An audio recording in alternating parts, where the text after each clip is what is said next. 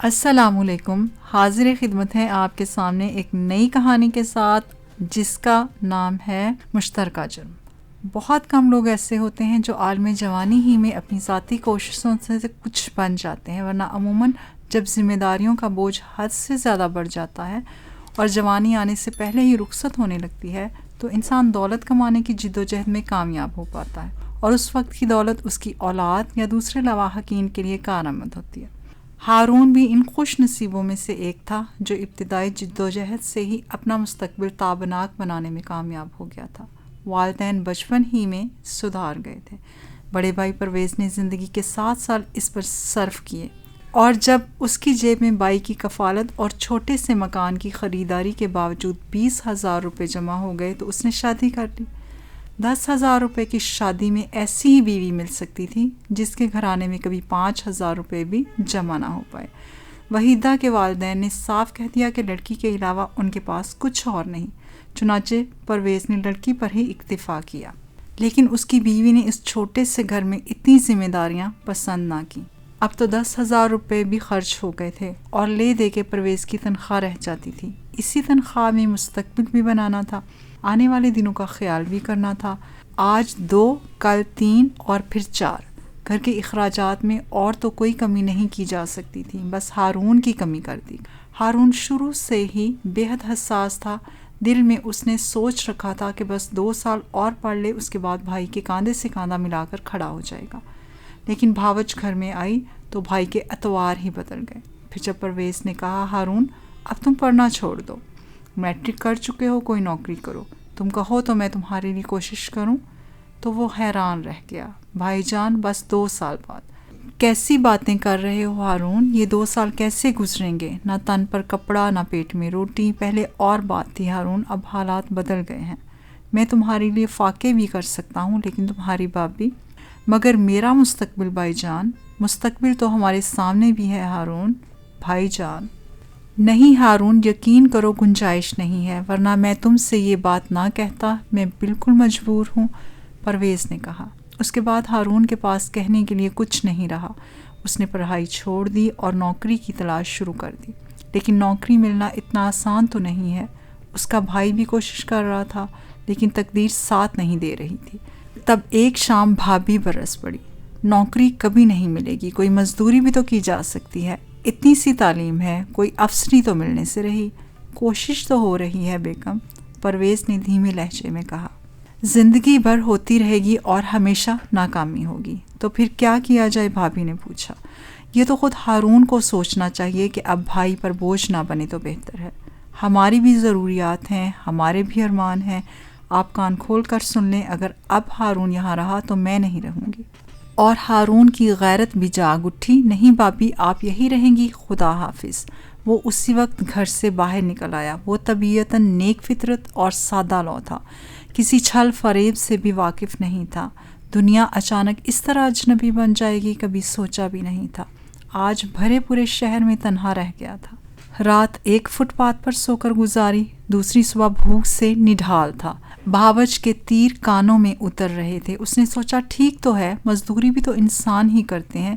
ایک construction company کے project پر پہنچا. مزدوروں کی ضرورت تھی، خود بھی مزدوری پر لگ گیا اور شام تک بھوکے پیاسے رہ کر خوب محنت کی. اجرت روزانہ ملتی تھی. جب دوسرے مزدوروں کے ساتھ اجرت لینے پہنچا تو توصیف صاحب بیٹھے ہوئے تھے. انہوں نے اس کے ہاتھوں کو دیکھا، شکل کو دیکھا اور پھر اسے رک جانے کا اشارہ کیا. میرے دفتر میں آؤ. اور وہ ان کے پیچھے دفتر میں چلا گیا. میں اس کنسٹرکشن کمپنی کا مالک ہوں. اس سے قبل اسٹیٹ ڈیلر تھا. خود کو بہت تجربہ کار سمجھتا ہوں، اس لیے تمہارے بارے میں کچھ کہنا چاہتا ہوں. جی؟ اس نے متحیرانہ انداز میں توصیف صاحب کو دیکھا. ہاں، تم اپنے طور پر اس پیشے کے آدمی معلوم نہیں ہوتے جس میں کام کر رہے ہو. میں نہیں سمجھا جناب. سیدھی سی بات ہے، تم نے کسی انتہائی مجبوری کے حالات میں یہ زندگی اپنائی ہے. ممکن ہے اس زندگی کو اپناتے ہوئے تمہیں چند روز سے زیادہ نہ گزرے ہوں. توصیف صاحب مسکرا کر بولے. انہیں اس بات کی بہت خوشی تھی کہ وہ اپنے تجربے سے کام لے کر ایک شخص کے بارے میں انکشاف کر رہے ہیں، لیکن ہارون کو اپنے بارے میں بتانے میں کوئی قباحت نہیں تھی. چنانچہ اس نے کہا، جی ہاں، آپ کا خیال درست ہے جناب. میں واقعی مجبوری کی حالت میں یہ سب کچھ کر رہا ہوں. کیوں آخر؟ اس لیے کہ انتہائی کوشش کے باوجود مجھے کوئی ملازمت نہیں مل سکی اور ضرورت میری مجبوریوں کی پابند نہیں ہے، ہارون نے جواب دیا۔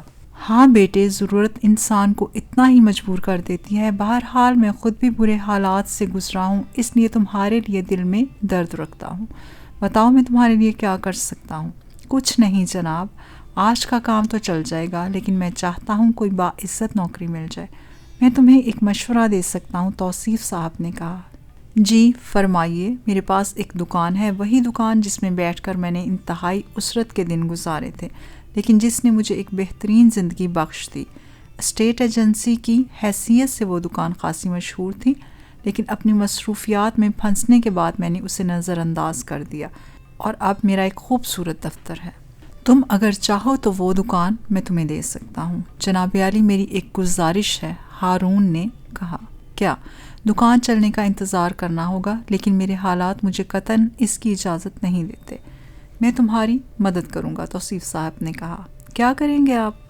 بھائی، اس وقت تک جب تک تم اس دکان کو چلا نہیں لیتے، میں تمہیں ایک مخصوص رقم دے دیا کروں گا۔ یہ رقم قرض کے طور پر ہوگی۔ اگر تمہاری دکان چل جائے تو تم مجھے یہ رقم واپس کر دینا۔ ظاہر ہے تمہیں اتنی ہی رقم کی ضرورت ہوگی کہ تم اپنا کام چلا سکو، یا کچھ اور لواحقین بھی ہیں؟ توصیف صاحب نے پوچھا۔ جی نہیں، تنہا ہوں اس دنیا میں، ہارون نے جواب دیا۔ یہ تو اور اچھی بات ہوئی، تنہا لوگ بڑے عیش کی زندگی گزارتے ہیں۔ تو پھر تم یوں کرو، تھوڑی دیر رک جاؤ، میں یہاں کے حساب کتاب دیکھ لوں، پھر تمہیں دکان پر لے جاؤں گا، اگر مناسب سمجھو تو وہیں سو بھی رہنا، توصیف صاحب نے کہا، اور ہارون بخوشی تیار ہو گیا۔ چھوٹی سی دکان تھی، لیکن جیسا کہ توصیف صاحب نے بتایا تھا بڑی بابرکت تھی۔ ہارون نے اس میں بیٹھنا شروع کر دیا۔ اسٹیٹ ڈیلر کا بورڈ اس پر دوبارہ آویزاں کر دیا گیا تھا۔ مکانات کرائے پر اٹھانا اور خرید و فروخت کا کام ہارون نے سنبھال لیا، اور تقدیر یاور تھی، کام ایسا چلا کہ وارے نیارے ہو گئے۔ یا تو یہ دکان کی برکت تھی یا ہارون کی لگن۔ اس نے دکان چلانے میں دن رات ایک کر دیے تھے، ہر وقت اپنے کام میں مصروف رہتا تھا اور اتنی محنت کرتا تھا کہ لوگ تصور بھی نہیں کر سکتے۔ اسے اپنے کام سے دلچسپی تھی، اور توصیف صاحب کی بابرکت دکان اس کے لیے بھی بابرکت ثابت ہوئی۔ اسے دھڑا دھڑ کانٹریکٹ ملنے لگے، مکانات کرائے پر اٹھواتا تھا، خرید و فروخت کا کام کرتا تھا، اور اچھی خاصی کمائی ہو جاتی تھی، یہاں تک کہ وہ انتہائی اچھی حالت میں آ گیا، اور توصیف صاحب کے مشورے اس کے شامل حال تھے۔ اس نے توصیف صاحب سے جو رقم لی تھی وہ تو پہلی ہی کوشش میں واپس کر دی تھی۔ وہ دکان ہی اس کا گھر تھی۔ ہوٹل سے کھانا کھایا اور دکان میں سو رہا۔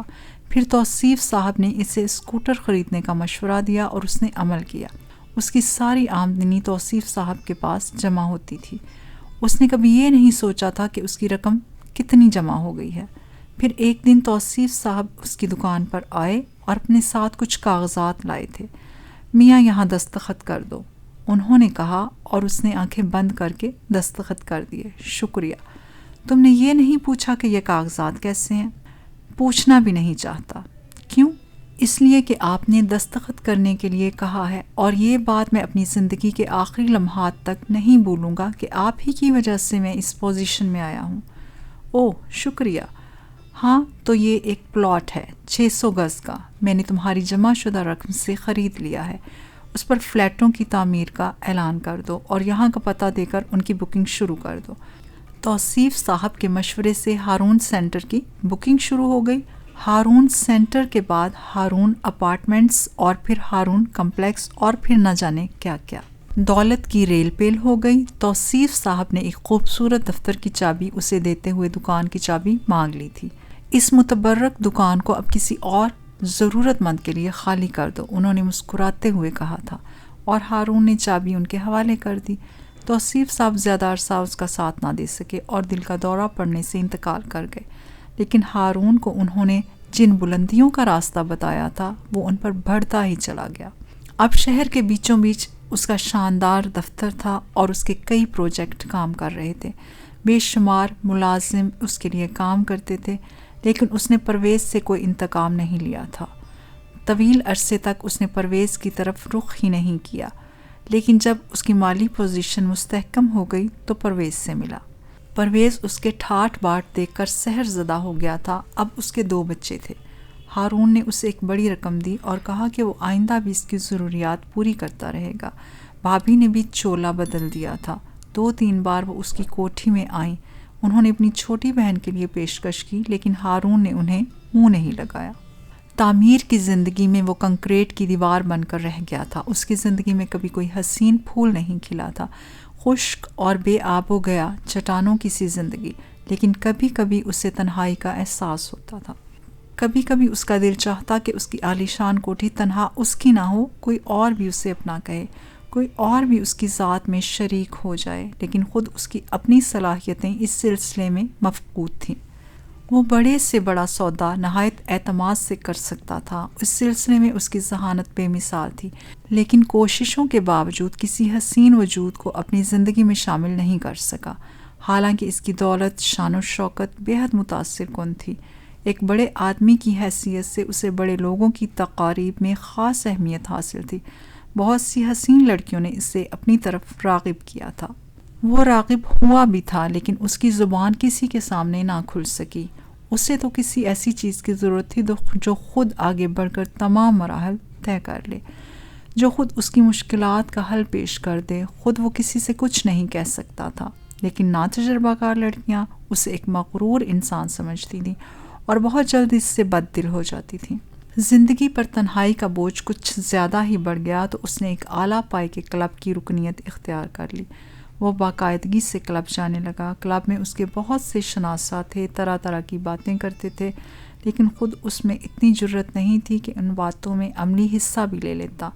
بس ضرورت صرف اس بات کی تھی کہ کوئی اسے پہچان لے، اور پہچاننے والوں میں اسے جاویدہ امام نے پہچان لیا۔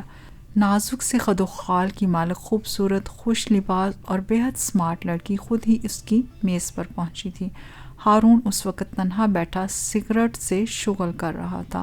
اس کی نظریں چاروں طرف بھٹک رہی تھیں۔ بہت سے شناساؤں نے اسے سر کی جنبش سے خوش آمدید کہا تھا، لیکن اکثر لوگ اپنی اپنی محبوباؤں، دوستوں یا بیویوں کے ساتھ بیٹھے ہوئے تھے۔ اس لیے جب تک کوئی اسے دعوت نہ دیتا وہ کسی کی میز پر کیسے جا سکتا تھا؟ چنانچہ اس نے اپنی میز پر تنہا ہی بیٹھنے پر اکتفا کیا اور بیٹھا سگریٹ کے کش لیتا رہا۔ جاویدہ امام خود ہی اس کے عقب سے نکل کر اس کے سامنے پہنچ گئی تھی۔ بیٹھ سکتی ہوں؟ اس نے مترنم لہجے میں کہا، اور ہارون نے چونک کر اسے دیکھا۔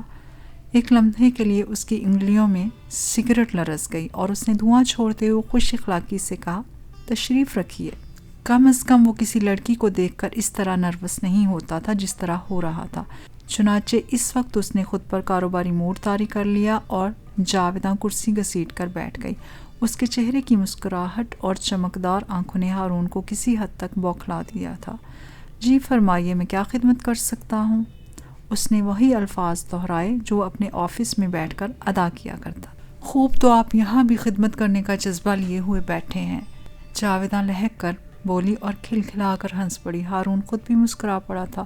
معاف کیجیے گا، عادت سی پڑ گئی ہے۔ کیا کرتے ہیں آپ؟ جی، ہارون چونک کر بولا۔ میں نے کہا آپ کیا کرتے ہیں؟ بس ایک چھوٹی سی کنسٹرکشن کمپنی کا مالک ہوں جی۔ آپ کا نام جان سکتی ہوں؟ ہارون کنسٹرکشنز۔ جاویدہ نے متحیرانہ انداز میں آنکھیں پھاڑی۔ جی ہاں۔ واہ، آپ تو فرما رہے تھے کہ آپ چھوٹی سی کنسٹرکشن کمپنی کے مالک ہیں، لیکن آپ کی کمپنی تو بہت بڑی ہے۔ بہت بڑا بزنس کرتے ہیں آپ، کمال کی بات ہے۔ میں تو سوچ ہی نہیں سکتی تھی کہ میں اتنے بڑے آدمی سے مخاطب ہوں۔ جی، ہارون نے مختصراً کہا اور سگریٹ سے دوسرا سگریٹ سلگایا اور دھوئیں کے مرغولے بنانے لگا۔ بڑی خوشی ہوئی آپ سے مل کر ہارون صاحب۔ دراصل میں کئی دن سے یہاں آ رہی ہوں، جاویدہ نے کہا۔ اچھا، ممبر ہیں آپ یہاں کی؟ جی ہاں۔ بڑی خوشی ہوئی آپ سے مل کر۔ مجھے بھی۔ شکریہ، ہارون مسکرا کر بولا۔ لیکن ہارون صاحب، میں نے آپ کو یہاں تنہا دیکھا ہے۔ جی ہاں، بدقسمتی ہے میری۔ کیوں بدقسمتی کیوں؟ میرا خیال ہے بہت سے لوگ آپ سے شناسائی اور دوستی کے خواہاں ہوں گے، شاید آپ ہی انہیں منہ نہیں لگاتے ہوں گے۔ نہیں، ایسی بات نہیں ہے۔ تو پھر کیا بات ہے؟ میں نہیں جانتا۔ واقعی؟ جاویدہ نے متبسم نگاہوں سے اسے دیکھا۔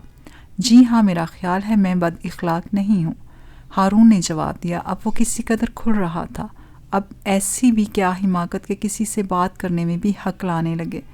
چنانچہ وہ جاویداں سے بے تکان گفتگو کرنے لگا۔ بہتر ہے آزما لیں گے، جاویداں بولی۔ ضرور آزمائیے ہارون صاحب، میں آپ کے بارے میں جاننا چاہتی ہوں۔ میں جب بھی آپ کے بارے میں سوچتی تھی میرے ذہن میں عجیب و غریب خیالات جنم لیتے تھے۔ مثلاً ہارون نے مسکراتے ہوئے پوچھا، یہی کہ آپ کوئی دکھی انسان ہیں، پریشان حال ہیں۔ نہ جانے کیا ٹریجڈی ہے آپ کے ساتھ، نہ پریشان حال ہوں نہ دکھی ہوں، البتہ تیسری بات سے میں متفق ہوں۔ ہنستے ہوئے ہارون نے کہا، یعنی کوئی ٹریجڈی ہے آپ کے ساتھ؟ جی ہاں، بھلا کیا؟ لوگوں کو متاثر کرنے میں ناکام رہتا ہوں، کسی کو دل کی گہرائیاں نہیں دکھا سکتا ہوں، یہ صلاحیت نہیں ہے مجھ میں۔ کیا واقعی؟ یہ حقیقت ہے خاتون، ہارون نے مزمحل مسکراہٹ کے ساتھ کہا۔ میں تو نہیں مانتی۔ کیوں؟ آپ ہر لحاظ سے ایک مکمل انسان ہیں، دلکش شخصیت کے مالک، پر اثر حیثیت کے مالک۔ میرا خیال ہے بہت سے لوگ آپ کی قربت کے خواہاں ہوں گے۔ نہیں ہے۔ اب دیکھیے، آپ نے میرے بارے میں سب کچھ معلوم کر لیا، لیکن اپنے بارے میں بتانے سے گریز کر رہی ہیں، صرف اس لیے نہ کہ آپ آئندہ مجھ سے ربط نہیں رکھنا چاہتی۔ ہارون نہ جانے کیسے کھل گیا۔ بہت چالاک ہیں آپ، لیکن جناب اس خوش فہمی میں نہ رہیں، میں آسانی سے آپ کا پیچھا نہیں چھوڑوں گی۔ جاویداں نے ایک انوکھی ادا سے کہا، خدا کرے۔ کیا کرے خدا؟ یہی کہ آپ میرا پیچھا نہ چھوڑیں، ہارون نے کہا، اور جاویداں پھر کھلکھلا کر ہنس پڑی۔ آپ دیکھتے رہیے، خدا ایسا ہی کرے گا۔ میرا نام جاویداں امام ہے۔ میرے والد عادل امام بہت بڑے کاروباری آدمی تھے، ماں مر چکی تھی، لیکن 5 سال قبل والد صاحب بھی حرکت قلب بند ہو جانے سے انتقال کر گئے۔ بعد میں معلوم ہوا کہ وہ مالی مشکلات کا شکار ہو گئے تھے۔ اوہ، افسوس ہوا، ہارون نے اخلاقاً کہا، لیکن انہوں نے مجھے مالی مشکلات کا شکار نہ ہونے دیا۔ 4 لاکھ روپے کا انشورنس مجھے مل گیا اور ایک کوٹھی جو کرائے پر اٹھی ہوئی تھی۔ کوٹھی کا کرایہ 10,000 روپے ماہوار مجھے ملتا ہے اور یہی میری گزر کا ذریعہ ہے، اس نے بڑی صاف گوئی سے بتا دیا۔ ہارون کو اس کا طرز گفتگو اور صاف دلی بے حد پسند آئی تھی۔ آپ کہاں رہتی ہیں مس جاویداں؟ بروٹو روڈ کے ایک فلیٹ میں۔ وہ فلیٹ 1500 روپے ماہوار کرائے پر میرے پاس ہے، ایک ملازمہ ہے اور بس۔ آپ سے مل کر واقعی دلی خوشی ہوئی ہے مس جاویداں۔ جھوٹ، وہ ہونٹ سکیڑ کر بولی۔ کیوں جھوٹ کیوں؟ مجھ میں ایسی کون سی خوبی ہے کہ کسی کو مجھ سے مل کر خوشی ہو؟ اس نے نچلا ہونٹ ایک ادا سے سکیڑتے ہوئے کہا۔ یہی بات آپ نہیں جان سکتی، جاننا چاہتی ہوں۔ آپ کی صاف گوئی، آپ کی خوش مزاجی، خوش لباسی، وہ قیمتی نگینے ہیں جو آپ کی ذات میں جڑے ہوئے ہیں، ان کی چمک دمک آپ کی ذات کو لاکھوں میں نمایاں کرتی ہے، ہارون نے کہا۔ ہارون صاحب خوابوں میں نہ گھسیٹیں، جاویداں حسرت سے بولی۔ کاش آپ خوابوں میں آ بسیں۔ ہارون نے آج پرانی حماقتوں کا ازالہ کرنا چاہا۔ وہ اس حماقت کا اعادہ نہیں کرنا چاہتا تھا جو کرتا آیا تھا۔ جاویداں نیم باز آنکھوں سے اسے دیکھتی رہی، وہ جیسے سچ مچ خوابوں میں کھو گئی تھی۔ آپ کے دوسرے عزیز ہوں گے؟ تھوڑی دیر کے بعد ہارون نے پوچھا۔ نہیں، میں اس معاملے میں بھی بدقسمت ہوں۔ تو پھر مس جاویداں، ممکن ہے حالات کی یکسانیت نے ہی ہمیں ایک دوسرے کے قریب کیا ہے۔ میں بھی تقریباً انہی حالات کا شکار ہوں۔ کیا مطلب؟ تنہا ہارون مسکرا کر بولا۔ اوہ، آپ کے بیوی بچے، میرا مطلب ہے گھر کے دوسرے لوگ، کوئی نہیں ہے۔ اگر یہ حقیقت ہے تو انوکھا اتفاق ہے۔ میں بھی خود کو بے حد تنہا محسوس کرتی ہوں ہارون صاحب۔ یہ احساس شدت سے میرے ذہن میں جا گزین تھا کہ میرا اس دنیا میں کوئی نہیں ہے۔ آپ کو یوں تنہا بیٹھے دیکھا تو دل کو نہ جانے کیوں دکھ ہوا، اور میں ہمت کر کے یہاں چلی آئی۔ میں آپ کا شکر گزار ہوں جاویداں۔ کیا پلاؤں آپ کو؟ آپ نے ابھی تک کچھ نہیں منگوایا۔ آپ کا انتظار کر رہا تھا، ہارون نے مسکراتے ہوئے کہا، اور جاویداں بھی مسکرا دی۔ پھر انہوں نے ایک مشروب طلب کیا اور دونوں مشروب کی چسکیاں لینے لگے۔ واپسی میں جاویداں ہارون کی خوبصورت کار میں تھی۔ گھر چھوڑ دیجیے، اس نے کہا، اور ہارون اس کے ساتھ چل پڑا۔ چھوٹے سے خوبصورت فلیٹ میں جاویداں اسے ضد کر کے لائی تھی۔ دیکھیں، یہ آپ کے شایان شان تو نہیں ہے، لیکن یہی میرا گھر ہے اور بس میں آپ کی دوست ہوں۔ جاویداں، میں ابھی اپنا ماضی بھولا نہیں ہوں، جب میرے پاس کچھ بھی نہیں تھا، اس لیے براہ کرم ایسی باتیں مت کرو، میرا دل دکھتا ہے۔ چلیے، نہیں کرتی، لیکن اب آپ اطمینان سے بیٹھ جائیے، میں آپ کے لیے کافی بنا کر لاتی ہوں، کافی پی لیں پھر جائیے گا۔ ضرور، ہارون نے کہا اور جاویداں کچن کی طرف چلی گئی۔ ہارون بےحد خوش تھا، اسے ایسے ہی کسی ساتھی کی تلاش تھی۔ جاویداں نے اس کی خوشیوں کو جاویداں کر دیا تھا۔ وہ کافی بنا کر لے آئی اور ہارون نے بڑے شوق سے وہ کافی پی۔ پھر وہ جاویداں سے رخصت ہو کر اپنے گھر چلا آیا، لیکن آج اسے یہ گھر پر رونق معلوم ہو رہا تھا۔ مسحری پر جاویداں اس کے ساتھ تھی، اس کے خواب آنکھوں میں بسے ہوئے تھے۔ یہ لڑکی اگر میری زندگی میں ہمیشہ ہمیشہ کے لیے آ جائے۔ لیکن پھر احتیاط نے دامن پکڑ لیا۔ تیل دیکھو، تیل کی دھار دیکھو۔ ایک اچھا بزنس مین ایک ذہین انسان بھی ہونا چاہیے۔ کسی بھی خوبصورت چیز کو دیکھ کر گر پڑنا سود مند نہیں ہوتا۔ پہلے پرکھو پھر عمل کرو۔ اور وہ محتاط ہو گیا۔ ہاں ٹھیک تو ہے، جاویداں بلا شبہ ایک حسین لڑکی ہے، پرکشش ہے، لیکن اس کے باوجود صرف ایک ملاقات میں اس نے دوسرے روز آنے کا وعدہ کیا تھا۔ ہارون کو دوسرے روز کا انتظار تھا، چنانچہ وہ وقت سے پہلے ہی کلب پہنچ گیا۔ جاویداں موجود تھی۔ ارے میں تو سوچ رہا تھا کہ میں وقت سے پہلے آ گیا، ہارون نے مسکراتے ہوئے کہا۔ میں بھی یہی سوچ رہی تھی، جاویداں دلربا انداز میں بولی اور دونوں کھلکھلا کر ہنس پڑے۔ آپ پہلے کیسے آ گئیں جاویداں؟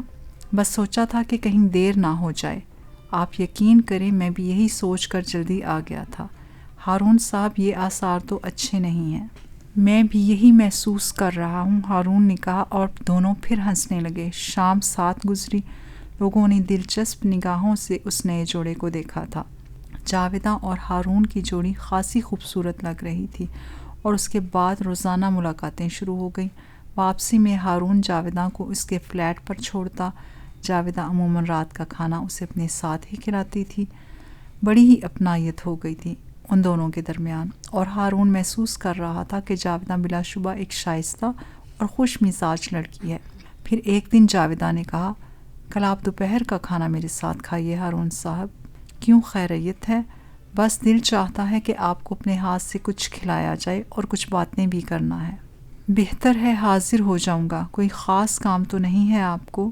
نہیں، کوئی خاص نہیں، میں بس ایسے ہی پوچھ رہی تھی۔ میرا خیال ہے ہم اس پروگرام میں تھوڑی سی تبدیلی کر لیں، ہارون نے کہا۔ وہ کیا؟ کیوں نہ آپ کل میرے آفس آ جائیں، آفس میں ہی کھانا کھائیں گے، پھر شام کو کلب چلے آئیں گے۔ جیسی آپ کی مرضی، میں تو سوچ رہی تھی کہ آپ کے لیے اپنے ہاتھ سے کچھ پکاؤں۔ پھر کسی دن صحیح، میرا خیال ہے آپ میرے آفس ہی آ جائیے، ہارون نے کہا، اور جاویداں نے دلربا انداز میں گردن خم کرتے ہوئے کہا، جو مرضی میرے سرکار کی، بہتر ہے حاضر ہو جاؤں گی۔ اور دوسرے دن جاویداں ہارون کے آفس پہنچ گئی۔ اس نے متحیرانہ انداز میں ہارون کے آفس کو دیکھا اور بولی، ہارون صاحب آپ تو واقعی بہت بڑے آدمی ہیں، میں تو آپ کے سامنے احساس کمتری کا شکار ہو گئی ہوں۔ نہیں ہونا چاہیے آپ کو۔ کیوں نہیں بھئی؟ میں کیا اور میری بساط کیا؟ ایک گھٹیا سے فلیٹ میں رہتی ہوں، اب تو میں آپ کا مکان ضرور دیکھوں گی۔ ضرور، خود میری دلی خواہش ہے، ہارون نے کہا۔ جی ہاں، میں کسی خواہش کا اظہار کر دوں تو وہی خواہش آپ کی بن جاتی ہے۔ اس سے پہلے آپ نے کبھی اپنے آفس نہیں بلایا، جاویداں شکایتی انداز میں بولی اور ہارون ہنسنے لگا۔ غلطی تو ہے میری، تسلیم کرتا ہوں، چلو معاف کر دو۔ کیا؟ بہت بہت شکریہ جاویداں، قبول کیا۔ وہ پھر آنکھیں بند کر کے گردن کو خم دیتے ہوئے بولی اور ہارون نے مسکراتے ہوئے کھانا منگوا لیا۔ عمدہ قسم کے کھانے کھاتے ہوئے جاویداں بہت خوش نظر آ رہی تھی۔ وہ مسکراتی نگاہوں سے بار بار ہارون کو دیکھنے لگتی تھی۔ کھانا کھانے کے بعد انہوں نے کافی پی اور پھر آرام کرسیوں میں نیم دراز ہو گئے۔ تو پھر تمہیں میرا آفس پسند آیا؟ واقعی ہارون بہت خوبصورت ہے، اس سے تمہاری خوش ذوقی کا مظاہرہ ہوتا ہے۔ شکریہ، نوازش، کسی دن گھر دیکھ لیجئے، تنہا ہوں، لیکن میں نے اپنے گھر کو کسی سگر عورت کی طرح سے بنا رکھا ہے۔ یقیناً بنا کر رکھا ہوگا، فطرت انسان کو بہت کچھ دیتی ہے، جاویداں نے کہا۔ تو پھر کیوں نہ آج ہی یہ پروگرام بھی ہو جائے؟ نہیں، آج نہیں، پھر کسی دن۔ اب تو تم کسی دن میرے ساتھ کھانا کھاؤ۔ یہ سب کچھ تمہارا ہی ہے جاویداں۔ ہارون، کیا تم میرے مسئلے میں اتنے سنجیدہ ہو؟ ہاں جاویداں، تم میرے اندر تک میں سما گئی ہو۔ ہارون، میں تم سے کچھ کہنا چاہتی ہوں۔ ہاں کہو، تم نے کہا تھا کہ تم مجھ سے کچھ باتیں کرنا چاہتی ہو، ہارون نے کہا۔ ہارون میں تمہیں بتا چکی ہوں کہ میرے پاس کچھ پیسے پڑے ہوئے ہیں، میں ان پیسوں کا کوئی صحیح مصرف دریافت نہیں کر سکی، مجھے تمہاری مدد کی ضرورت ہے۔ جاویدہ نے کہا، میں دل و جان سے حاضر ہوں جاویدہ، میں یہ 4 لاکھ روپے نکال لائی ہوں اور انہیں تمہارے حوالے کرنا چاہتی ہوں، میرے مستقبل کو سامنے رکھ کر ان کا کوئی مصرف دریافت کر لو تاکہ میں زندگی کے کسی سٹیج پر قسم پرسی کا شکار نہ ہو جائیں۔ جاویدہ نے 4 لاکھ روپے کے نوٹوں کی گڈیاں اپنے بڑے پرس سے نکال کر ہارون کے سامنے رکھ دیں اور ہارون مسکرانے لگا۔ کیا چاہتی ہو جاویدہ؟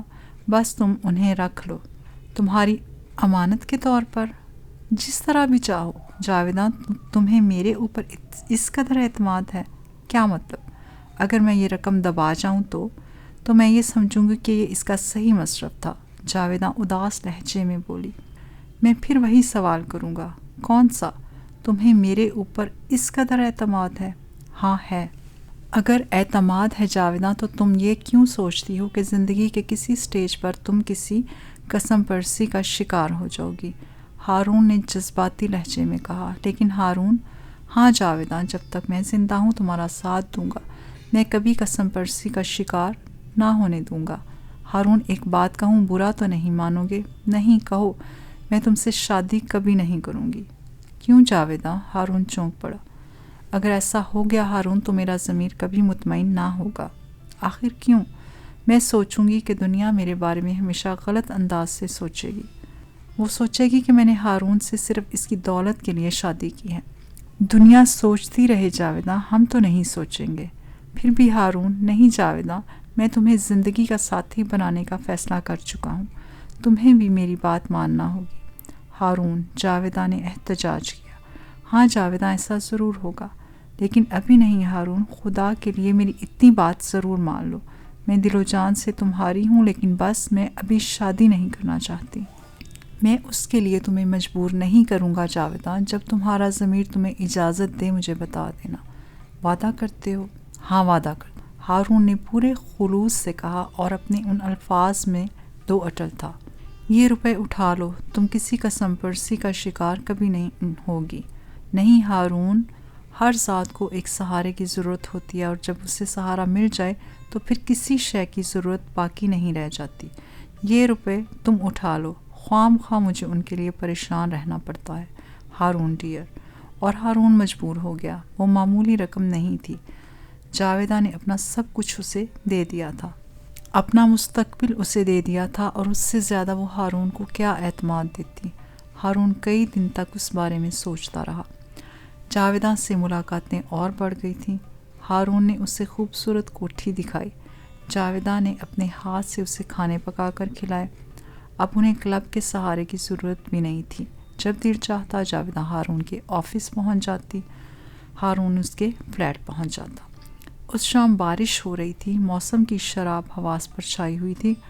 ہارون نے جاویدہ کو اس کے فلیٹ سے لیا اور وہ بارش میں آوارہ گردی کرنے نکل گئے۔ آج جاویدہ بہک رہی تھی، دونوں بہت خوش تھے۔ تب اچانک جاویدہ نے کہا، ارے ہاں ہارون، ایک بات میں تمہیں بتانا بھول گئی۔ کیا؟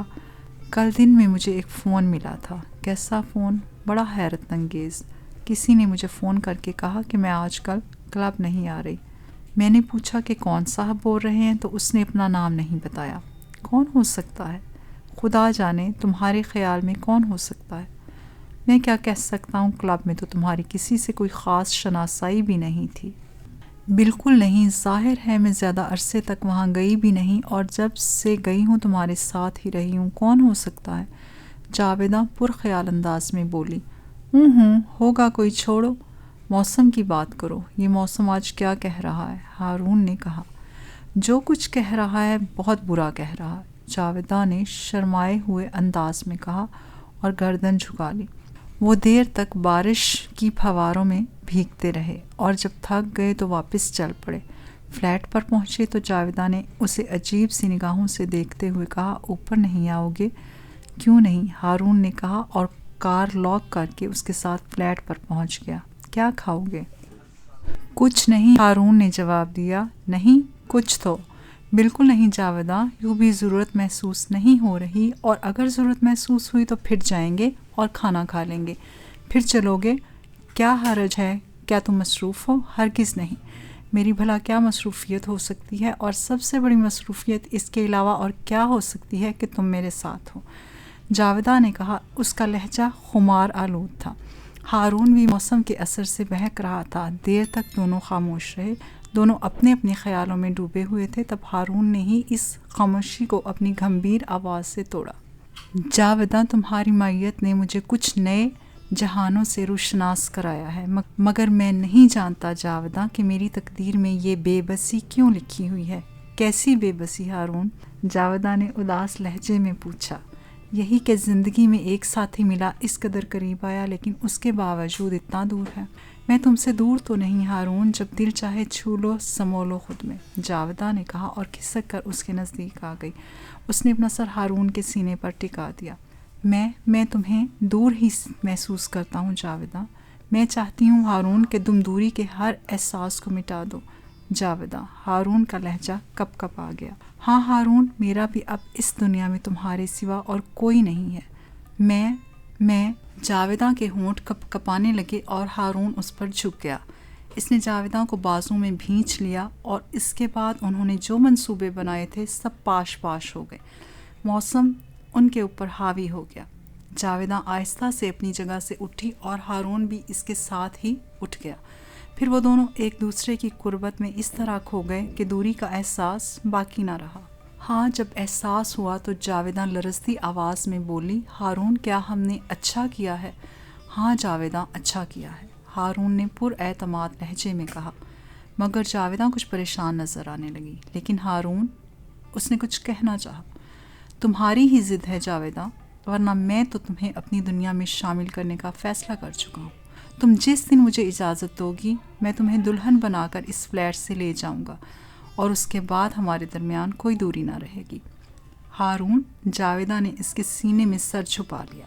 اگر یہاں تک پہنچ ہی گئی ہو جاویدہ تو مجھے بتا دو کب تک ان حسین لمحات کا انتظار کرنا ہوگا، اور آخری فیصلہ تم ہی کر سکو گی، ہارون نے کہا، اور جاویدہ مسکرانے لگی۔ رات ہارون جاویدہ کے فلیٹ پر ہی رہا۔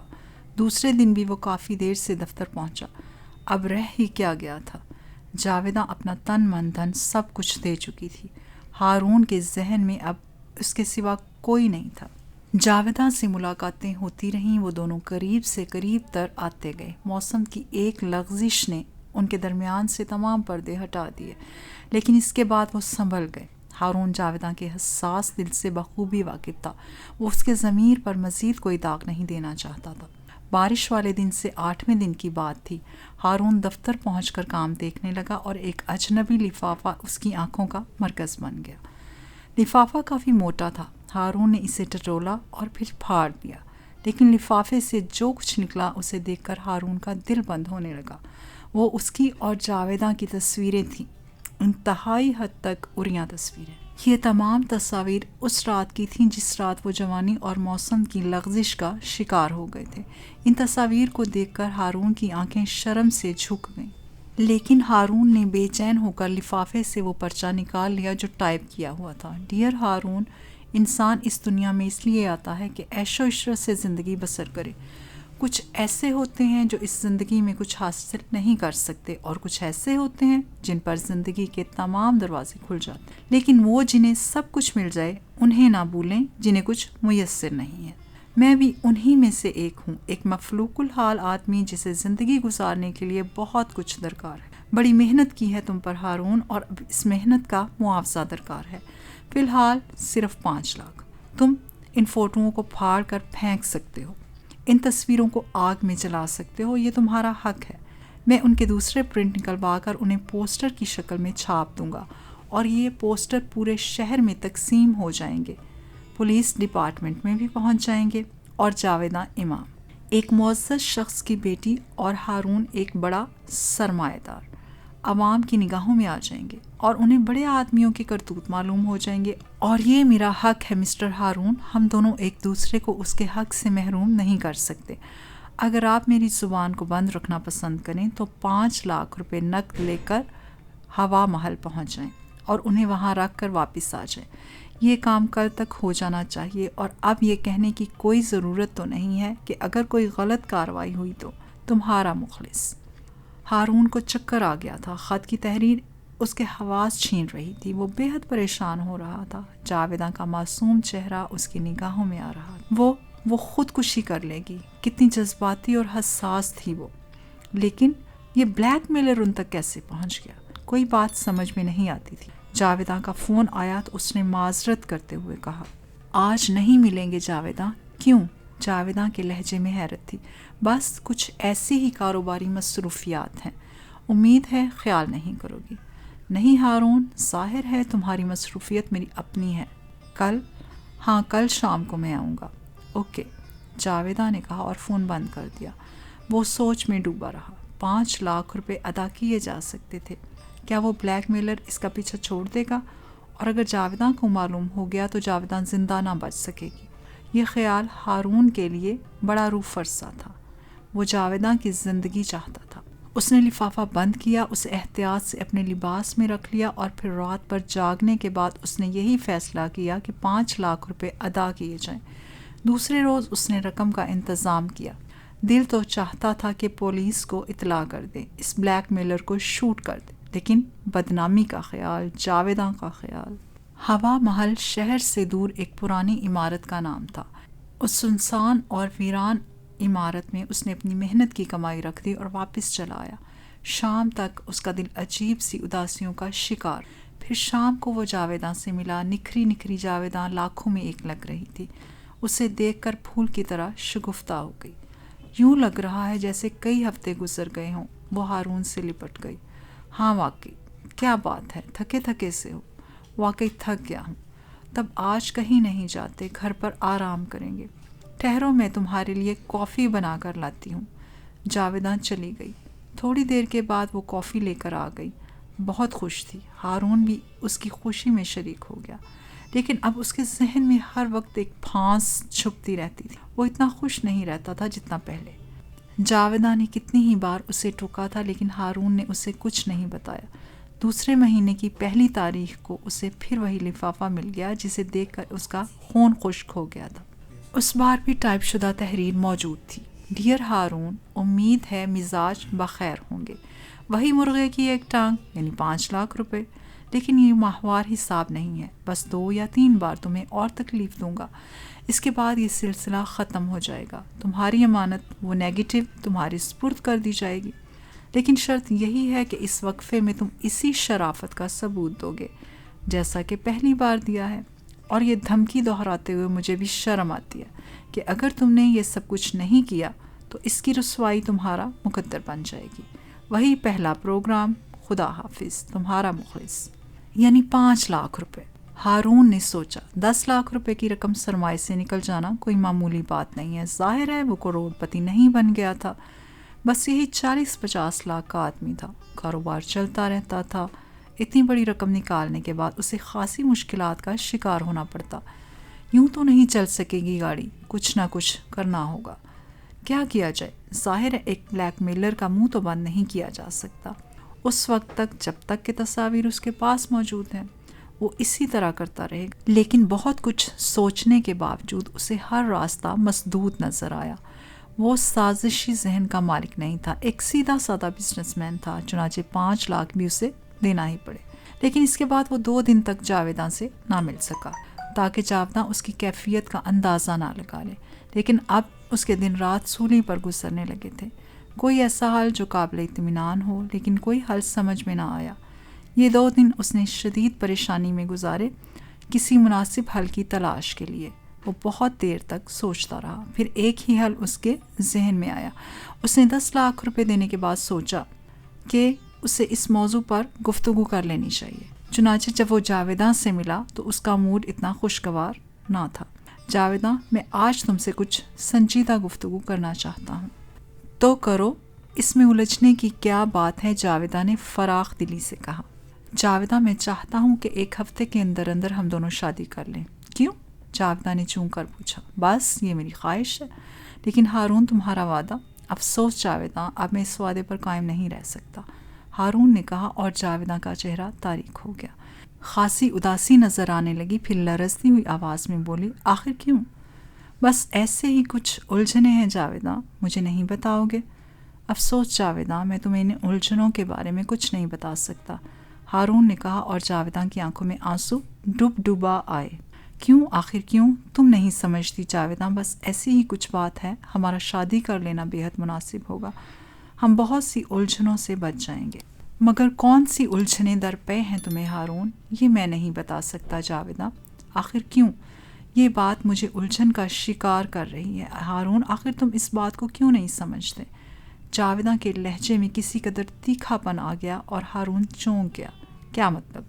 میں یہ سوچ بھی نہیں سکتی کہ اب تمہارا کوئی راز مجھ سے راز رہے گا، اور تم مجھ سے کیوں چھپا رہے ہو؟ اس لیے جاویدہ کہ جو حقیقت ہے اسے سن کر دیکھ کر تم برداشت نہیں کر سکو گی۔ میں برداشت کر لوں گی ہارون، تم اس کی پرواہ مت کرو۔ آخر کیا بات ہے جاویدہ؟ تم ضد کر رہی ہو، کیا یہ ممکن نہیں ہے کہ تم میری ہی بات مان لو؟ نہیں، میں تمہاری الجھن تک پہنچنا چاہتی ہوں ہارون، یہ میری محبت کا تقاضا ہے، تم برداشت نہ کر سکو گی۔ لیکن ہارون، یہ احساس مجھے کھٹکتا رہے گا کہ تم نے اپنا کوئی راز مجھ سے چھپایا ہے۔ یہ راز ایسا نہیں ہے جاویدہ، خدا کے لیے ضد مت کرو۔ اگر میں یہ کہوں ہارون کہ میں اسے ہر قیمت پر جاننا چاہتی ہوں تو؟ جاویدہ نے سنجیدگی سے پوچھا اور ہارون اسے دیکھنے لگا۔ پھر اس نے ایک ٹھنڈی سانس لے کر کہا، اگر تمہاری یہی مرضی ہے جاویدہ تو میں تیار ہوں، چلو اٹھو۔ کہاں؟ میرے ساتھ چلو۔ لیکن کہاں؟ جاویدہ نے گردن ہلا دی اور تھوڑی دیر کے بعد وہ اس کے ساتھ کار میں بیٹھ کر اس کی کوٹھی کی جانب جا رہی تھی۔ ہارون اسے اپنے کمرہ خاص میں لے آیا۔ دونوں لفافوں کی تصاویر اس نے سنبھال کر رکھی ہوئی تھیں، چنانچہ اس نے بڑی بے دلی کے ساتھ ایک لفافہ نکال کر جاویدہ کے سامنے رکھ دیا۔ اسے کھول کر دیکھو جاویدہ، اس نے کہا اور کسی حادثے کا انتظار کرنے لگا، اور وہی ہوا۔ جاویدہ نے لفافہ کھولا، تحریر پڑھی، تصویریں دیکھیں، اور دوسرے لمحے اس کے حلق سے ایک دلدوز چیخ ابھری۔ وہ بے ہوش ہو گئی تھی۔ ہارون پریشان ہو گیا، اسے جاویدہ کی اس کیفیت کی توقع تھی۔ وہ جانتا تھا کہ جاویدہ اس صدمے کو برداشت نہیں کر سکے گی۔ وہ اسے ہوش میں لانے کی کوششوں میں مصروف ہو گیا۔ بمشکل تمام جاویدہ ہوش میں آئی، اس نے سہمی ہوئی نگاہوں سے ہارون کو دیکھا اور پھر اس کی آواز ابھری، اب کیا ہوگا؟ میں نے تم سے کہا تھا جاویدہ تم نہ پوچھو، لیکن ہارون یہ ضروری تھا۔ تم تنہا اس عذاب کا شکار رہنا چاہتے تھے۔ میرے ہارون، یہ کیسے ممکن تھا؟ جاویدہ رونے لگی۔ میں تو 2 ماہ سے اس عذاب کا شکار ہوں جاویدہ۔ کیا مطلب؟ یہ رقم میں ادا کر چکا ہوں اور یہ دوسرا لفافہ ہے۔ جاویدہ نے پھٹی پھٹی نگاہوں سے لفافہ دیکھا اور بولی، یہ دوسرا ہے؟ ہاں، میں مزید 5 لاکھ دے چکا ہوں۔ کیوں ہارون؟ کیوں؟ تم نے 10 لاکھ روپے ضائع کر دیے۔ ہاں ٹھیک ہے، اگر ہم دونوں اس منزل تک پہنچ چکے ہیں تو کسی کو کیا؟ رسوائی ہوتی ہے، ہوتی رہے، میں تمہارے لیے ساری دنیا سے لڑنے کو تیار ہوں۔ ہاں، مجھے پرواہ نہیں ہے کوئی کچھ کہے، ہم اسے اس طرح شکست دے سکتے ہیں جاویدہ کہ ہم دونوں شادی کر لیں، اس کے بعد وہ خود بخود فیل ہو جائے گا۔ لیکن وہ ذلیل انسان کون ہے ہارون؟ میں اس کا پتہ لگا کر رہوں گی، جاویدہ نے ایک عزم سے کہا۔ لعنت بھیجو جاویدہ، جو ہوا سو ہوا۔ اب کاش تم مجھے پہلے ہی بتا دیتے، کاش تم یہ رقم اس سے ادا نہ کرتے۔ بس جاویدہ، بھول جاؤ جو کچھ ہوا۔ نہیں ہارون، مجھے سوچنے دو، خدا کے لیے مجھے سوچنے دو، مجھے تنہا چھوڑ دو، بس مجھے سوچنے دو۔ جاویدہ، میرے دماغ کی شریانیں پھٹ جائیں گی ہارون، براہ کرم مجھے میرے گھر چھوڑ دو۔ اور سنو، میں اس وقت تک شادی کے بارے میں نہیں سوچ سکتی جب تک اس کا پتہ نہ لگا لوں۔ ہارون، تمہیں ایک بات یاد ہے؟ کیا؟ کسی نے مجھے فون کیا تھا کہ میں کلب کیوں نہیں جاتی۔ ہاں مجھے یاد ہے۔ ہارون، ہم کچھ دنوں کے لیے ملنا چھوڑ دیتے ہیں میری خاطر۔ ہارون، وہی ہوگا جو تم چاہتے ہو، بس یہ میری خواہش ہے۔ جاویدہ، میرے ہارون، میرے لیے اتنا اور برداشت کر لو، میں تمہاری منت کرتی ہوں۔ اور ہارون خاموش ہو گیا۔ دوسرے دن سے ان دونوں نے ملنا ترک کر دیا۔ 3 دن گزر گئے، جاویدہ نے اسے فون بھی نہیں کیا اور ہارون سخت پریشان ہو گیا۔ چوتھے دن اس نے جاویدہ کو فون کیا اور جاویدہ مل گئی۔ میں پاگل ہو جاؤں گا جاویدہ، میں پاگل ہو جاؤں گا۔ ہارون، اگر میں تمہیں یہ خوشخبری سناؤں کہ میں اس بلیک میلر کی راہ پر لگ گئی ہوں تو کیا مطلب؟ میرے اوپر اعتماد کرو ہارون۔ نہیں کر سکتا جاویدہ، تمہاری زندگی بھی خطرے میں پڑ سکتی ہے۔ ہارون نے پریشانی سے کہا۔ ہارون، آخری بار کہہ رہی ہوں، جو کچھ میں کر رہی ہوں مجھے کرنے دو، اس کے بعد زندگی بھر وہی ہوگا جو تم چاہو گے، سمجھے ہارون؟ بس کچھ روز اور۔ بلیک میلر کا تیسرا خط اس بار وقت سے پہلے ہی مل گیا تھا۔ اس نے لکھا تھا، مسٹر ہارون، مجھے افسوس ہے کہ وقت سے پہلے تمہیں تکلیف دے رہا ہوں، لیکن تمہارے لیے ایک خوشخبری ہے۔ مزید 5 لاکھ کی ادائیگی کے بعد تم ہمیشہ کے لیے اس جنجال سے نکل جاؤ گے۔ تمہیں نیگیٹو مل جائیں گے، اس کے بعد میں تمہیں کبھی تکلیف نہیں دوں گا۔ میں زبان کا پکا آدمی ہوں، اگر کل تک تم نے بندوبست کر دیا تو ٹھیک، ورنہ تم خود سمجھدار انسان ہو۔ ایک لمحے کے لیے ہارون کا دل چاہا کہ خودکشی کر لے۔ کس جنجال میں پھنس گیا تھا، 15 لاکھ کی رقم نکل رہی تھی اور وہ کچھ نہیں کر سکتا تھا۔ جاویدہ کو فون کیا تو وہ نہیں ملی، فلیٹ پر بھی وہ رات کو نہیں آئی تھی۔ ہارون سخت پریشان تھا۔ جاویدہ نے کہہ دیا تھا کہ اگر رسوائی ہوتی ہے تو ہوتی رہے، لیکن خود ہارون کی اپنی بھی حیثیت۔ دوسرے دن بھی جاویدہ نہ ملی تو اس نے رقم کا بندوبست کیا اور ہوا محل کیا۔ اس کے بعد کچھ بھی ہو جائے میں جاویدہ کو شادی کے لیے مجبور کر دوں گا، اس نے فیصلہ کیا۔ 5 لاکھ کی یہ رقم بھی اس نے بلیک میلر کو ادا کر دی۔ اس کی کمر ٹوٹ چکی تھی۔ رات کو جاویدہ خود اس کی کوٹھی پر آ گئی اور ہارون نے جلتی نگاہوں سے اسے دیکھا۔ تم 2 دنوں سے کہاں تھی؟ ہارون نے پوچھا۔ ابھی نہیں بتاؤں گی، تم اس بلیک میلر سے نپٹ لو پہلے۔ کیا تم اس کے بارے میں کچھ معلوم کر سکی ہو؟ ہارون نے پوچھا۔ ہاں، میں نے اس چور کو پہچان لیا ہے۔ کون ہے؟ ہارون چونک پڑا۔ گرین ویلا کوٹھی نمبر 21۔ وہ ایک دبلا پتلا شخص ہے، سیاہ چشمہ لگاتا ہے۔ اوہ، لیکن میری معلومات مستند ہیں اور اس کے علاوہ اور کوئی نہیں ہو سکتا، لیکن ہارون ہمیں اس کے خلاف کوئی ثبوت نہیں مل سکا۔ میں اسے شوٹ کر دوں گا، ہارون غضبناک آواز میں بولا۔ یہی بہتر ہے ہارون، ورنہ میرے دل میں آگ رہ جائے گی، میں کبھی پرسکون نہ رہ سکوں گی۔ میں نے اس شخص کو اکثر دیکھا ہے ہارون، وہ ہمارے پیچھے لگا رہتا ہے، لیکن میں نے ہمیشہ اسے اتفاق سمجھا۔ لیکن تمہیں یہ یقین کس طرح ہوا؟ اس سے قبل مجھے ایک بات کا جواب دو ہارون۔ کیا آج بھی اس نے تمہیں کوئی خط لکھا تھا؟ کیا مطلب؟ میں نے اسے پر اصرار انداز میں ہوا محل میں داخل ہوتے ہوئے دیکھا تھا۔ کس وقت؟ ہارون نے اضطراب سے پوچھا۔ آج دن کو 1 بجے۔ یہ اندر داخل ہوا اور پھر تیزی سے واپس آ گیا، میں اس کا تعاقب کر رہی تھی، جاویدہ نے کہا۔ گرین محل کوٹھی نمبر 21۔ ہارون کے منہ سے غراہٹ نکلی اور اس کی آنکھوں میں آگ سلگ اٹھی۔ اس نے بہت کچھ کرنے کا فیصلہ کر لیا تھا، لیکن اس کے لیے اب اسے انتظار کرنا تھا۔ دوسرے دن اس نے اپنی تمام مصروفیات ترک کر دیں۔ وہ صبح گرین ویلا کی جانب چل پڑا۔ گرین ویلا کی کوٹھی نمبر 21 خاصی خوبصورت عمارت تھی۔ اس کے سامنے حبیب فاروقی کے نام کی نیم پلیٹ لگی ہوئی تھی۔ ہارون اس شخص کے بارے میں معلومات حاصل کرتا رہا، لیکن اسے زیادہ معلومات نہ ہو سکیں۔ پھر جب وہ وہاں سے چلا تو اس کے ذہن میں بہت سی کاروائیاں تھیں۔ وہ انتقام کی آگ میں بھنک رہا تھا۔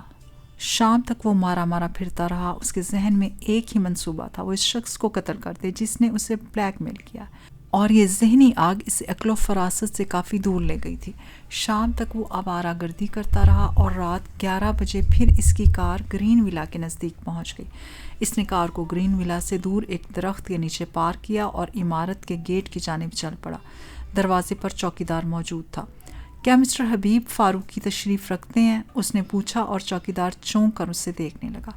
جی ہاں صاحب، مگر اس وقت وہ سونے کے لیے جا چکے ہیں، چوکیدار نے جواب دیا۔ اوہ، مجھے ان سے بہت ضروری کام تھا۔ ان کی اہلیہ موجود ہیں؟ ہارون نے پوچھا۔ نہیں صاحب نے تو ابھی شادی بھی نہیں کی۔ اچھا، تعجب ہے، کون کون رہتا ہے یہاں؟ بس صاحب رہتے ہیں اور ہم 2-3 ملازم، چوکیدار نے جواب دیا اور اس نے گردن ہلائی۔ اچھی بات ہے، میں کل دن میں ان سے ملاقات کرنے کی کوشش کروں گا۔ وہ واپس پلٹ پڑا اور پیدل چل دیا۔ چوکیدار کی نگاہیں اس کا تعاقب کر رہی تھیں، اور جب اسے احساس ہوا کہ چوکیدار اس کی طرف سے بے خبر ہو گیا ہے تو وہ ایک لمبا راستہ کاٹ کر عمارت کی بغلی سمت کی جانب آ گیا اور پھر وہ عمارت کی 4 دیواری کے اندر داخل ہو گیا۔ خاصی کشادہ اور خوبصورت عمارت تھی۔ اس عمارت میں کسی ایک شخص کو تلاش کر لینا کوئی مشکل کام نہیں تھا، اور پھر وہ شخص جو یہاں تنہا رہتا ہو۔ اس نے اس کمرے کو دیکھ لیا جس میں ہلکی نیلی روشنی پھیلی ہوئی تھی اور اس کی جانب چل پڑا۔ پھر وہ دروازہ کھول کر اندر داخل ہوا۔ اس کے چہرے پر عجیب تاثرات تھے۔ اس کی نگاہیں اس مسحری کی طرف اٹھ گئیں جس پر کوئی سو رہا تھا، اور پھر وہ آہستہ آہستہ مسحری کے نزدیک پہنچ گیا۔ सोने वाला चादर ओढ़े लेटा था। उसने चादर घसीटी और चौंक पड़ा। मसहरी पर सिर्फ तकिए रखे हुए थे। उसने मुतहय्यराना अंदाज में चारों तरफ देखा और होंठ सकोड़ कर रह गया। कमरा खाली था। वो चारों तरफ बगौर देखता रहा। उसकी पुश्त दरवाजे की जानिब थी। तब उसे अपने अक़ब में आहट सुनाई दी। उसने पीछे पलट कर देखा। वो एक दुबला पतला नौजवान था जिसके हाथ में पिस्तौल था और उसके होंठों पर जहरीली मुस्कुराहट फैली हुई थी। तो तुम यहाँ तक पहुँच गए, उसने गुर्राई हुई आवाज़ में कहा। हाँ, क्या हबीब फ़ारूकी तुम ही हो? जी हाँ, खादम ही को हबीब फ़ारूकी कहते हैं। तुम्हारी रिहाइशगाह तो अच्छी खासी है, क्या इसके अलावा तुम्हारा कोई और कारोबार नहीं है? हारून ने पूछा। किसके अलावा? हबीब फ़ारूकी ने उसे देखते हुए कहा। ब्लैक मेलिंग के अलावा, गंदगी और गिलाजत के अलावा। बकवास मत करो, वरना पिस्तौल की 6 गोलियां तुम्हारे बदन में उतार दूंगा। तुम जैसा जलील इंसान मैंने इस रुए ज़मीन पर कोई दूसरा नहीं देखा। मैंने तुम्हारे बारे में मुकम्मल मालूमात हासिल कर ली हैं मिस्टर हारून। बज़ाहिर तुम एक नेक और शरीफ आदमी हो, लेकिन दर पर्दा तुम जो गंदा बिजनेस करते हो इसके बारे में कोई सोच भी नहीं सकता था। तुम्हारी ज़ाहरा हालत भी काफ़ी अच्छी है और जहाँ तक मेरे इल्म में है तुम्हारा कारोबार भी खासा वसी है। तुम्हें इसकी ज़रूरत क्यों पेश आ गई मिस्टर हारून? क्या बकवास कर रहे हो? कैसी ज़रूरत? हारून ने खूंखार लहजे में पूछा। वाह, गोया तुम चालाकी से काम लेकर जान बचाना चाहते हो, हबीब फ़ारूकी ने गुर्राए हुए लहजे में कहा। क्या तुम पागल हो गए हो? मैं कहता हूँ मेरी तस्वीर और उनके नेगेटिव वापस कर दो। मैंने तुम्हारा आखिरी मुतालबा भी पूरा कर दिया है, हारून ने कहा। हबीब फ़ारूकी पागलों के से अंदाज में उसे देख रहा था। फिर उसने गहरी सांस लेकर कहा, वाकई तुम बेहद चालाक इंसान हो। शायद तुम इस फिक्र में हो कि मैं ज़रा सा भी गाफिल हो जाऊं और तुम हमला कर दो, लेकिन तुम्हारी बदकिस्मती है मिस्टर हारून, मैं इतना अहमक भी नहीं हूँ। तुम मेरी जुर्रत से धोखा खा रहे हो, लेकिन ये मालूम करके शायद तुम्हें खुशी होगी कि मैंने एक तवील वक्त ऐसे लोगों में गुजारा है जो नेक मुआश नहीं थे। फिर जब मेरी माँ का इंतकाल हुआ तो उसने मुझे बुरे कामों से निकल आने की तलकीन की। माँ के अलावा इस दुनिया में मेरा कोई नहीं था। मैंने उस दिन से बुराइयाँ छोड़ दी और उन्हीं नेकियों के नतीजे में मैं 15 लाख गंवा चुका हूँ। तुम 15 लाख गंवा चुके हो? हारून ने चकराते हुए कहा। लेकिन तकदीर यावर है, बताओ मेरे नेगेटिव कहाँ हैं? अगर तुम खुद यहाँ तक ना पहुँचते तो मैं आज रात खुद ही तुम्हें कत्ल कर देता। तुम मुझे क्यों कत्ल कर देते? इसलिए कि तुम ही वो ब्लैकमेलर हो जिसने पिछले 6 माह से। हबीब फ़ारूकी, बकवास मत करो। मैं फिर तुम यहाँ क्यों आए हो? क्या तुम्हारे ख्याल में मैं तुमसे बेखबर था? सुनो, तुम आज सुबह से मेरी ताक में हो। तुम दिन में मेरी कोठी पर आए थे और उस वक्त भी अगर तुम इस तरह यहाँ ना आते तो आज रात मैं तुम्हारी कोठी पर होता। मैं पागल हो जाऊँगा। हारून अपने बाल नोचने लगा। अब हबीब फ़ारूकी भी किसी कदर संजीदा निगाहों से उसे देखने लगा था। फिर उसने मुतहय्यराना लहजे में कहा, कहीं हम दोनों किसी तीसरे के जाल में तो नहीं गिरफ्तार हो गए? लेकिन ठहरो, गुफ्तगू करने से कबल क्या मैं तुम्हारी तलाशी ले सकता हूँ? हबीब फ़ारूकी ने कहा। मेरे पास पिस्तौल है, हारून ने कहा। मुझे इजाज़त दो कि मैं इसे निकाल लूँ। यूँ भी मेरे हाथ में पिस्तौल है, मुझे तुमसे कोई ख़तरा नहीं है। हारून ने चकराते हुए जहन के साथ गर्दन हिला दी और हबीब फ़ारूकी ने आगे बढ़कर इसका पिस्तौल निकाल लिया। इसके बाद उसने अपना पिस्तौल भी जेब में रख लिया। हाँ, ये बताओ, तुम पिस्तौल लेकर यहाँ क्यों आए थे? तुम्हें कत्ल करने। क्यों? इसलिए कि तुम मुझे ब्लैकमेल करके 15 लाख रुपए ईंट चुके हो। तुम किस तरह ब्लैकमेल हुए? अदाकारी मत करो मिस्टर हबीब फ़ारूकी। जज्बाती मत बनो, दोस्ताना माहौल में गुफ्तगू करो, वरना मेरा दिमाग भी ख़राब हो सकता है, हबीब फ़ारूकी ने तेज़ लहजे में कहा। आखिर तुम क्या चाहते हो? बाल की खाल निकालना, हबीब फ़ारूकी ने मुस्कुरा कर कहा। अगर तुम मुझसे वाकिफ़ नहीं हो मिस्टर हारून तो मैं इतना बता दूं कि मैं फ़ारूक टेक्सटाइल का मालिक हबीब फ़ारूकी हूँ। क्या? हारून का मुंह हैरत से खुल गया। वो फ़ारूक इंडस्ट्रीज़ के मालिक हबीब फ़ारूकी का नाम बारहा सुन चुका था। हाँ मेरे दोस्त, सैकड़ों सबूत इस वक्त पेश कर सकता हूँ। मुझे तो यूँ लग रहा है जैसे हम दोनों ही किसी साजिश का शिकार हो गए हैं। ठहरो, अगर दोस्ताना माहौल में ही गुफ्तगू करने का इरादा है तो पहले तुम्हें एक चीज़ दिखा दूँ, हबीब फ़ारूकी ने कहा और बोला, मुझे चंद लम्हात की इजाज़त दोगे? میں بھی تمہارے ساتھ چلوں گا، ہارون نے کہا۔ ٹھیک ہے آ جاؤ، حبیب فاروقی نے کہا، اور اس کمرے سے نکل کر دوسرے کمرے میں داخل ہو گیا۔ یہاں اس نے تجوری کھولی اور تجوری میں سے لفافہ نکال لیا، بالکل ویسا ہی لفافہ جیسا ہارون کو ملا تھا۔ ہارون اسے دیکھ کر چونک پڑا تھا، اور پھر اس نے لفافے میں سے تصاویر نکال کر دیکھی۔ یہاں تو صورت حال ہی دوسری تھی، وہی فلیٹ تھا، وہی کمرہ اور وہ بستر جس میں وہ ایک بار جاویداں کے ساتھ لغزش کا شکار ہو گیا تھا، لیکن تصویروں میں ذرا سی تبدیلی تھی۔ ان تصویروں میں جاویداں کے ساتھ حبیب فاروقی اسی کیفیت میں نظر آ رہا تھا۔ ہارون کی آنکھیں غصے سے سرخ ہو گئیں۔ صورتحال کسی حد تک اس کی سمجھ میں آتی جا رہی تھی، لیکن حیرت کا شدید جھٹکا اس کے ذہن کو لگا تھا جس نے اس کے حواس معطل کر دیے۔ جب اس کی کیفیت کسی قدر درست ہوئی تو اس نے بھرائی ہوئی آواز میں کہا، بالکل ایسی ہی تصویریں میرے پاس بھی موجود ہیں۔ کس کے ساتھ؟ جاویداں کے ساتھ، ہارون نے جواب دیا۔ گویا میرا خیال درست ہے، حبیب فاروقی مسکرایا۔ مگر یہ سب کیسے؟ بیٹھ جاؤ۔ ہارون، کتنے کمائے؟ 15 لاکھ۔ جاویداں نے تمہیں کچھ رقم تو نہیں دی؟ حبیب فاروقی نے پوچھا۔ کیا مطلب؟ مجھے اس نے 4 لاکھ روپے دیے تھے اور میرا اعتماد بھی حاصل کر لیا تھا۔ میں نے سوچا تھا کہ کس قدر معصوم ہے، کتنی بھولی ہے کہ اس نے مجھے اپنا سب کچھ دے دیا۔ خدا کی قسم، اس نے مجھے بھی 4 لاکھ روپے دیے تھے، ہارون بولا۔ خوب اس کا کھیل میری سمجھ میں آتا جا رہا ہے۔ تو پہلے میری بات سنو۔ جاویداں سے میری ملاقات سن بیچ کلب میں ہوئی تھی۔ اس نے خود کو تنہا بتایا اور پھر ہماری ملاقاتیں شروع ہو گئیں۔ جاویداں نے مجھے اپنی بھرپور محبت دی اور ساتھ ہی اپنی ساری جمع پونجی یعنی 4 لاکھ روپے۔ میں نے اس سے شادی کا مطالبہ کیا تو اس نے کہا کہ وہ مجھ سے کبھی شادی نہیں کرے گی، ورنہ لوگ کہیں گے کہ وہ میری دولت سے متاثر ہوئی ہے، اور پھر ایک رات ہم دونوں لغزش کا شکار ہو گئے۔ جاویداں میری بن گئی، لیکن وہ شادی کرنے کے لیے پھر بھی تیار نہ ہوئی، یہاں تک کہ مجھے ایک لفافہ ملا جس میں میری اور اس کی تصویریں موجود تھیں۔ ہمیں بلیک میل کیا گیا تھا۔ میں نے جاویداں کی وجہ سے یہ زخم خود برداشت کر لیا، مگر کب تک؟ جب میں 15 لاکھ ادا کر چکا تو میں نے جاویداں کو صورتحال سے آگاہ کیا، اور وہ غم و غصہ میں ڈوب گئی۔ اس نے عزم کیا کہ وہ اس بلیک میلر کا پتہ چلائے گی، اور پھر وہ روپوش ہو گئی۔ کل اس نے مجھے اطلاع دی کہ اس نے بلیک میلر کا پتہ چلا لیا، اور اس کے بعد اس نے مجھے تمہارا پتہ بتا دیا۔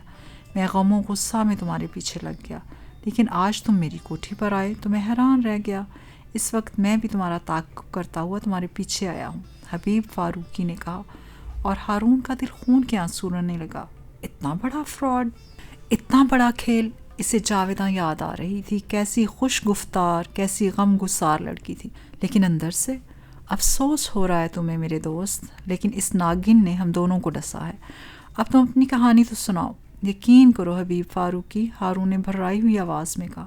ہاں، اب یقین کر لوں گا، کیونکہ صورتحال میری نگاہوں کے سامنے واضح ہو گئی ہے۔ تمہاری اور میری کہانی میں بالکل فرق نہیں ہے۔ میرے پاس بھی 3 لفافے موجود ہیں، اور جاویداں نے ہی مجھے تمہاری راہ پر لگایا تھا۔ لیکن اب کیا ہوگا؟ اس نے بہت بڑا جرم کیا ہے، اس نے اعتماد کا خون کیا ہے۔ دولت اتنی بڑی چیز نہیں ہے، لیکن اعتماد کا خون۔ اس نے بہت بڑا جرم کیا ہے، اس نے اعتماد کا خون کیا ہے۔ دولت اتنی بڑی چیز نہیں ہے، اعتماد کا خون۔ اعتماد کا خون بہت بڑی چیز ہے۔ میں اسے قتل کر دوں گا۔ میں بھی اسے قتل کرنا چاہتا ہوں۔ آؤ ہم دونوں اسے قتل کر دیں۔ ہارون اٹھ کھڑا ہوا۔ لیکن دوست، ہماری رقم، میں اس پر لعنت بھیجتا ہوں، ہارون نے کہا۔ ٹھیک ہے، تم نے میری رہنمائی بھی کر دی، حبیب فاروقی نے کہا۔ لیکن اسی وقت چوکیدار نے اندر آنے کی اجازت طلب کی اور حبیب فاروقی نے اسے بلا لیا۔ علاقے کے انسپیکٹر صاحب آپ سے ملاقات کرنا چاہتے ہیں صاحب۔ اس وقت؟ اچھا، انہیں ڈرائنگ روم میں بٹھاؤ، میں ابھی آیا، حبیب فاروقی نے کہا، اور چوکیدار کے چلے جانے کے بعد ہارون کی طرف دیکھا۔ پھر وہ دونوں ہی پرسکون انداز میں ڈرائنگ روم میں داخل ہوئے۔ انسپیکٹر بے چینی سے حبیب فاروقی کا انتظار کر رہا تھا۔ آپ اسی عمارت کے مالک ہیں؟ انسپیکٹر نے پوچھا۔ جی ہاں، میرا نام حبیب فاروقی ہے۔ فاروق انڈسٹریز کے بارے میں تو آپ نے ضرور سنا ہوگا، اور یہ میرے دوست ہیں، ہارون کنسٹرکشنز کے مالک۔ اوہ، انسپیکٹر حیران رہ گیا۔ آپ دونوں تو بہت مشہور شخصیات ہیں۔ معاف کیجیے گا، ہمیں تھوڑی دیر قبل کسی خاتون نے اطلاع دی تھی کہ اس عمارت کے سامنے سے گزرتے ہوئے انہوں نے کچھ بھیانک چیخوں کی آوازیں سنی ہیں، جیسے کسی نے کسی کو قتل کر دیا ہو، اور انہوں نے خوف کی وجہ سے اپنا نام بھی نہیں بتایا۔ خوب، حبیب فاروقی نے ہارون کو دیکھا. پھر ہم آپ کی کیا مدد کر سکتے ہیں انسپیکٹر؟ معاف کیجیے گا، پولیس کا فرض ہے. ہمیں معلوم ہے، لیکن کیا آپ اسے گرفتار نہیں کر سکتے جس نے پولیس سے یہ مذاق کیا؟ یہاں ہم دونوں کے علاوہ اور کوئی نہیں ہے. آپ دیکھ سکتے ہیں کہ ہم میں سے کسی نے کسی کو قتل نہیں کیا. حبیب فاروقی نے کسی قدر مزاحیہ انداز میں کہا. انسپیکٹر بھی ہنسنے لگا. پھر اس نے درخواست کی، اس کے باوجود اگر آپ مجھے تلاشی لینے کی اجازت دے دیں تو میں دلی شکر گزار ہوں گا. باخوشی انسپیکٹر صاحب، لیکن ایک شرط ہے. جی. اس کے بعد آپ ہمارے دوست بن جائیں گے. میری خوش نصیبی ہوگی، انسپیکٹر نے کہا، اور پھر اس نے پوری عمارت کی تلاشی لی تھی اور شکریہ ادا کر کے چلا گیا. کیا سمجھے؟ حبیب فاروقی نے ہارون کو دیکھا. فون اس کتیا کے علاوہ کسی نے نہ کیا ہوگا. وہ ہم میں سے ایک کے ہاتھوں دوسرے کو قتل کرا کے باقی بچ جانے والے کو سزا دلوانا چاہتی تھی تاکہ کھیل ختم ہو جائے. لیکن کیا کھیل ختم ہو گیا؟ ہرگز نہیں. اس نے ہم دونوں کے اعتماد کا خون کیا ہے. ہم اسے زندہ نہیں چھوڑیں گے. تو پھر چلو، یہ بھی اچھا ہے کہ پولیس نے ہم دونوں سے ابھی ملاقات کی ہے، حبیب فاروقی نے کہا، اور تھوڑی دیر کے بعد ان کی کار جاویداں کے فلیٹ کی جانب جا رہی تھی. کار فلیٹ سے کافی دور روک دی گئی اور پھر وہ دونوں اطراف پر نگاہ رکھتے ہوئے فلیٹ پر پہنچ گئے. دونوں بے حد ہوشیاری سے کام لے رہے تھے اور پولیس کے لیے کوئی نشان نہیں چھوڑنا چاہتے. جاویدہ نے کافی دیر کے بعد دروازہ کھولا. حبیب فاروقی کو دیکھ کر ششدر رہ گئی. او ڈارلنگ، تم اس وقت؟ ہاں جاویدہ، میں نے اسے قتل کر دیا. قتل کر دیا؟ کہاں؟ اپنی کوٹھی پر، اور اس کی لاش کو ٹھکانے لگا دیا، حبیب فاروقی نے جواب دیا. جاویدہ کا چہرہ زرد ہو گیا تھا. لیکن پولیس، میرا مطلب ہے پولیس ہمارے خلاف کوئی ثبوت مہیا نہیں کر سکے گی جاویدہ. دروازے سے ہارون کی آواز آئی اور جاویدہ نے وحشت زدہ نگاہوں سے اسے دیکھا. پھر اس نے گرنے سے بچنے کے لیے ایک میز کا سہارا لیا. صرف یہ بتا دو کہ تمہارا تیسرا ساتھی کون ہے، وہ جس نے ہم دونوں کی تصویریں بنائی تھیں. تم نہ جانے کیا کہہ رہے ہو. 8 لاکھ خرچ کر کے 30 لاکھ کما چکی ہو جاویدہ. اتنا تو بتا ہی دو، ورنہ ہمیں پوچھنے کے دوسرے ڈھنگ بھی آتے ہیں، ہارون نے کہا. جاویدہ کی آواز بند ہو کر رہ گئی تھی. اس کا چہرہ خوف سے سفید پڑ گیا تھا اور وہ وحشت زدہ نگاہوں سے ان دونوں کو دیکھ رہی تھی. خیر، تمہارے ساتھی کو بھی تلاش کر لیا جائے گا، پہلے تو تم جہنم میں جاؤ. حبیب فاروقی نے لپک کر اس کی گردن دبوچ لی. ہارون نے اس کے بال پکڑ لیے تھے. وہ اس وقت تک جاویدہ کو پکڑے رہا جب تک اس کی آنکھیں اور زبان باہر نہ نکل آئے. اس کے بعد دونوں نے نفرت سے اس کی لاش پر تھوک دیا. اس کمینے نے ہم دونوں کے اعتماد کا خون کیا تھا. دولت کا کیا ہے، وہ تو ہاتھ کا میل ہے، حبیب فاروقی نے کہا. لعنت ہے اس پر، ہارون بولا، اور پھر اس نے حبیب فاروقی کی طرف دیکھا اور اس کی طرف ہاتھ بڑھا کر بولا، ہم دونوں کا راز ہمیشہ ہمارے سینوں میں محفوظ رہے گا، کیونکہ یہ ہمارا مشترکہ جرم ہے. اور دونوں کے ہاتھ ایک دوسرے میں پیوست ہو گئے. دونوں باہر نکل آئے اور کار میں بیٹھ کر چل پڑے. لیکن چالاک عورت مرتے مرتے بھی ان کی موت کا سامان کر گئی تھی. فلیٹ کی دیوار میں تصویر کے پیچھے پوشیدہ کیمرہ اس وقت آن ہو گیا تھا جب اس نے گرنے سے بچنے کے لیے میز کا سہارا لیا تھا. یہی وہ تیسرا ساتھی تھا جو ان تصاویر کو بنانے کا ذمہ دار تھا جو ان لوگوں کو بیچی گئی تھیں، اور اس وقت اس نے اس قتل کی بھی مکمل تصاویر خود میں محفوظ کر لی تھی. امید ہے آپ کو یہ کہانی ضرور پسند آئی ہوگی. اس کہانی سے متعلق آپ ہمیں اپنی قیمتی رائے سے ضرور آگاہ کیجیے گا.